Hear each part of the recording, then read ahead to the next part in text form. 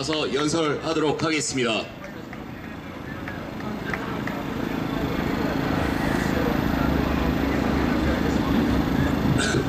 예, 안녕하십니까. 제가 이게 5번째 여기 올라오는데 제가 이번에는 맨 마지막으로 좀 빼달라고 요청을 했는데, 그 이유는 남들 얘기하는 거 듣고 안 하는 얘기를 좀 찾아서 하는 게 항상 제가 이 거리에서 마이크 잡았던 방식이거든요.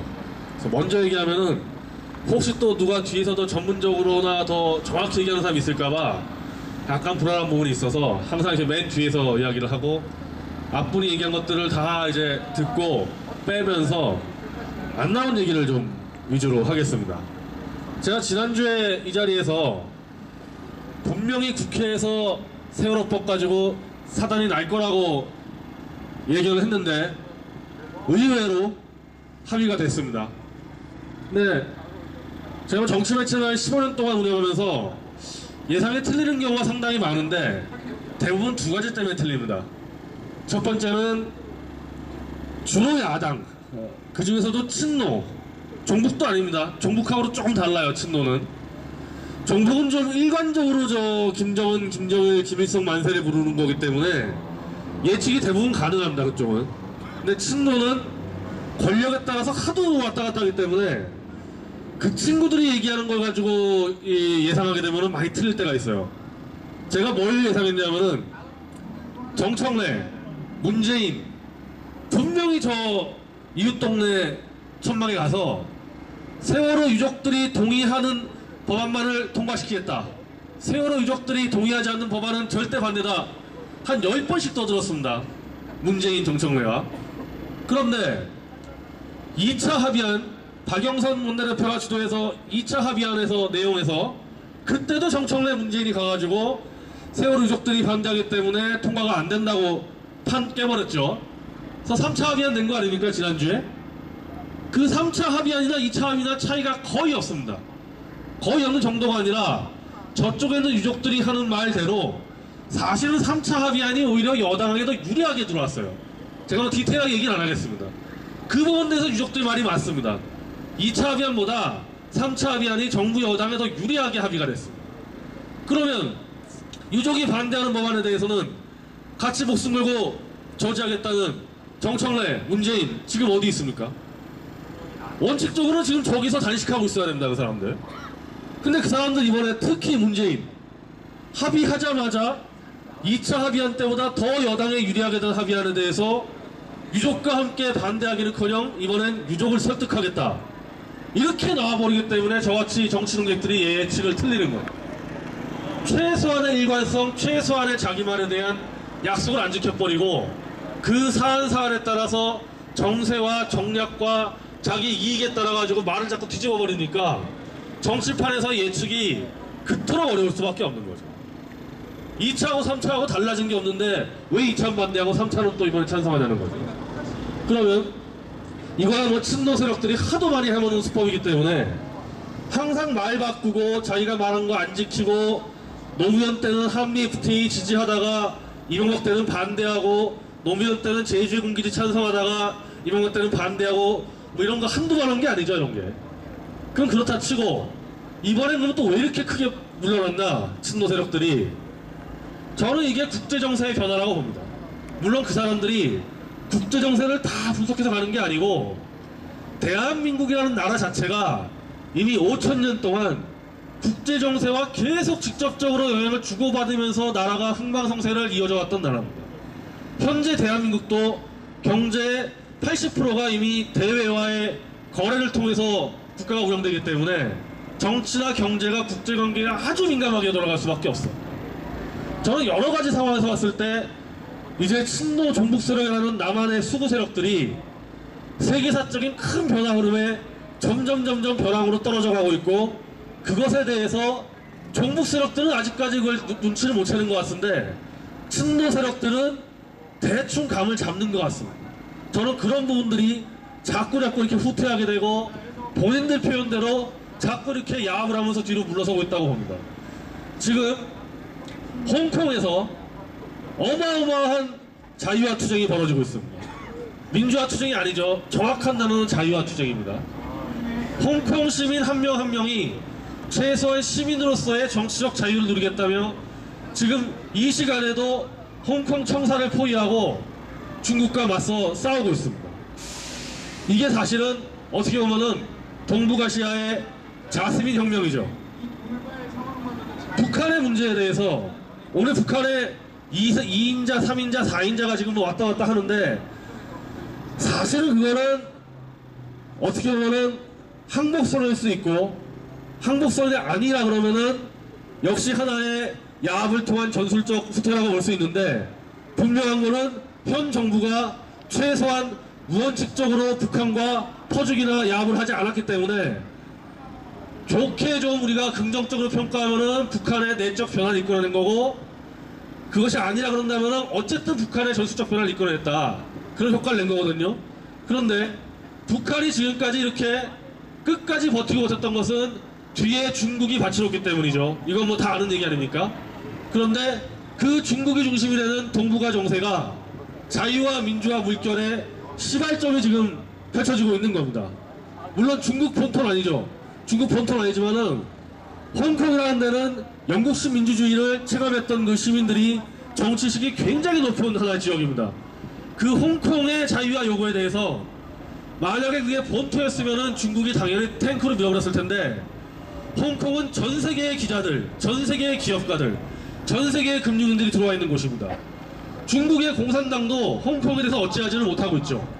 그런데 만약에 홍콩의 자유화가 물꼬가 터진다면은 곳곳의 문제들, 중국의 지금 시한폭탄들이 한두 개 깔려있는 게 아닙니다. 티베트, 위구르, 그리고 내몽골부터 동북까지 중국 자치민족들이 민주주의를 요구하고 나왔을 때 사실 중국 같은 경우는 버티기 어려운 상황입니다. 그런 하나의 거대한 자유화의 흐름이 중국과 심지어 북한 이쪽으로 번질 수 있는 최소한의 필요 조건들이 지금 충족되고 있는 겁니다. 그 중국과 맞서 있는 필리핀, 대만, 베트남, 영국, 미국, 프랑스, 서유럽과 함께 전부 다 홍콩의 자유화 투쟁을 지지하는 민간단체의 시위가 잇따르고 있습니다. 그런데 이 남한에서 틈만 나면 인권 얘기하고 틈만 나면 민주화 팔아냈던 그 수많은 민주단체들, 인권단체들 아직까지 광화문이든 서울시장이든 서울시청이든 서울광장이든 그 민주화 좋아하고 자유 좋아하는 좌익단체들 홍콩 자유화 투쟁에 지지성명 하나 발표하지 않았습니다. 이거 뭐를 의미하겠습니까? 그들이 원하는 자유, 민주는 사실상 중국, 북한식의 전체주의 통제 시스템이라는 게 하나하나 드러나고 있습니다. 다음 주 월요일에 제가 알기론 대한민국의 청년단체 몇몇이 중국 대사관 앞에서 노란 우산을 들고 홍콩 자유화 투쟁 지지를 선언하는 기자회견을 준비하고 있습니다. 이제 만약에 대한민국의 애국 청년들이 홍콩 자유화, 중국 자유화, 더 나아가서 북한 자유화 투쟁을 할 때 그렇게 민주주의 팔고 자유 팔고 인권 팔던 자들 어떻게 나올까요? 이러한 국제정세의 변화가 그동안 대한민국 국민들을 속여왔던 친노 종북 세력들의 본질과 정체를 아주 자연스럽게 드러내 줄 거라고 보고 있습니다. 그리고 이러한 시기는 얼마 안 남았습니다. 최소한 홍콩 자유화 투쟁이 현실적인 결실을 보든 아니면 무자비한 탄압을 받든 이 언론이 다 노출된 상황에서 대한민국에 분명히 직접적인 영향을 미칠 겁니다. 또 하나, 지금 뭐 속보를 보면은 다음 달에 이제 뭐 북한 또 남북한 고위급 2차 회담 한다 그러는데 아니 솔직히 오늘 온 2인방, 3인방, 4인방이 다음 달까지 그대로 있을지 장담할 수 있습니까? 북한이라는 나라는 2인자가 의미가 없습니다. 2인자라고 얘기했던 장성택이 처형을 당했는데 오늘 2인방이라고 나타난 황병서 한 달 안에 처형당할지 어디로 갈지 어떻게 합니까? 그건 다 무의미합니다. 다 무의미하고 우리가 어떠한 소통한다면은 목표는 단 하나입니다.